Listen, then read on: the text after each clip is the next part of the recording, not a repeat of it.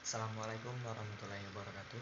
Alhamdulillahirrabbilalamin. Wassalatu wassalamu ala asrafil mursalin wa ala alihi sahbihi ajmain, amma ba'du. Perkenalkan, nama saya Irfan, NIM 41 2018 055. Dalam rangka menyelesaikan tugas mata kuliah Al-Islam dan Kemuhammadiyaan yang ke-6 ini, saya membawakan tema pengembangan dan penerapan iptek di bidang perikanan. Masih lemahnya penguasaan iptek perikanan termasuk iptek budidaya perairan, belum memadainya kualitas sumber daya manusia pelaku kegiatan usaha perikanan, dan masih terbatasnya infrastruktur yang tersedia.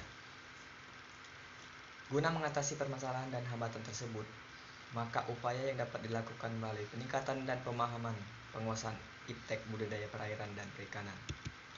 Prinsip dasar dari ilmu pengetahuan dan teknologi budidaya perairan dan perikanan adalah bagaimana manusia dapat meningkatkan laju pertumbuhan dari organisme akuatik yang bermanfaat bagi manusia, agar diperoleh hasil produksi yang lebih meningkat pada periode atau waktu tertentu dan mempunyai sifat tambah yang optimal melalui teknologi dan energi yang efektif dan efisien. Mempelajari ilmu budidaya perikanan berarti juga mempelajari aspek-aspek biologisnya dari organisme akuatik, antara lain daur ulang hidup di alam, jenis makan, kebiasaan makan, sifat-sifat reproduksi, dan kesukaannya terhadap kondisi biologis dalam kehidupannya di alam.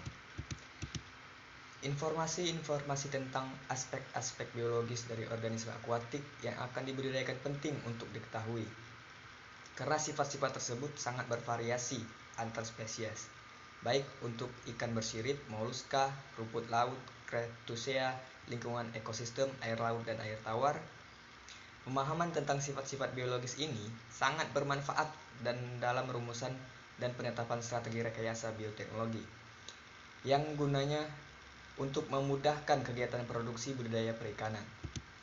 Sebagaimana telah dituliskan dalam ayat Al-Quran dalam surat Al-Bahr yang memiliki banyak kandungan dalam muatan makna yang berbeda-beda, dan salah satunya adalah muatan ekonomi. Dengan kata lain, surah Al-ayat 14 yang artinya, dan dialah Allah yang menundukkan lautan untukmu agar kamu dapat memakannya daripadanya, daging yang segar dari ikan, dan kamu mengeluarkannya dari lautan itu, perhiasan yang kamu pakai, dan kamu melihat bahtera berlayar padanya, supaya kamu mencari keuntungan dan karunia-Nya, dan supaya kamu bersyukur. Al-Quran Surat An-Nahl ayat 14. Dalam surat ini sedikit banyak mengandung unsur persuasif yang ditunjukkan kepada manusia agar dapat melakukan aktivitas pemanfaatan kekayaan laut secara baik dan optimal.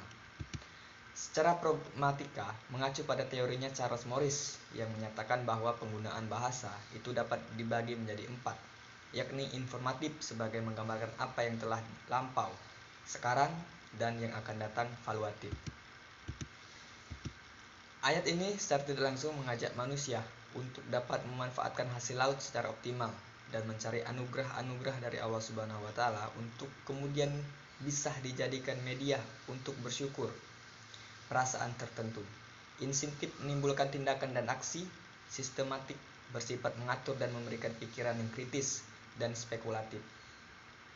Maka penggunaan bahasa pada surat An-Nahl ayat 14 tersebut dapat digolongkan bersifat insentif, yakni menimbulkan tindakan dan aksi manusia agar memanfaatkan kekayaan bahari secara baik dan optimal. Statement ini diperkuat dengan adanya penggunaan lam ta'alif pada ayat tersebut. Ini jelas mengidentifikasikan bahwa dalam ayat tersebut terdapat hubungan kualitas yang menghendaki manusia agar dapat memanfaatkan hasil kekayaan bahari untuk kelangsungan hidupnya. Setelah Allah Subhanahu wa taala menundukkan laut dan seisinya bagi kehidupan manusia, disinilah letak peran Al-Quran dalam mendorong manusia untuk mengembangkan ekonomi kelautan. Selain ayat tersebut, terdapat ayat-ayat lain yang menurut penulis memiliki indikasi anjuran Allah Subhanahu wa taala dalam hal pengembangan ekonomi maritim. Sebagaimana yang digambarkan dalam surat Al-Kahfi yang artinya, adapun bahtera itu adalah kepunyaan orang-orang miskin yang bekerja di laut, dan aku bertujuan merusakkan bahtera itu, karena di hadapan mereka adalah seorang raja yang merampas tiap-tiap bahteranya. Sekilas ayat di atas hanya mumi yang sengaja digambarkan oleh Allah Subhanahu wa taala dalam Al-Qur'an untuk dijadikan peringatan bagi manusia terkait kisah Nabi Musa alaihissalam. Namun jika kita kaji lebih jauh, ayat tersebut secara implisit merupakan gambaran kondisi perekonomian masyarakat pada saat itu, yang salah satunya dengan mengandalkan perahu sebagai sarana untuk memenuhi kebutuhan ekonomi mereka. Dalam kasus tersebut, perahu dijadikan alat transportasi. Saudaraku kaum muslimin rahimakumullah, demikian ceramah agama singkat yang dapat saya sampaikan pada kesempatan kali ini. Semoga dapat bermanfaat bagi kita semua dan dapat kita aplikasikan dalam kehidupan sehari-hari. Lebih dan kurangnya mohon maaf. Yang benar datang dari Allah Subhanahu wa taala yang Maha Benar, dan yang salah, hilaf atau keliru itu datangnya dari saya pribadi sebagai manusia biasa yang tidak pernah luput dari salah dan hilaf. Akhirul kalam, nasrun minallah wa fathul qorib. Wassalamualaikum warahmatullahi wabarakatuh.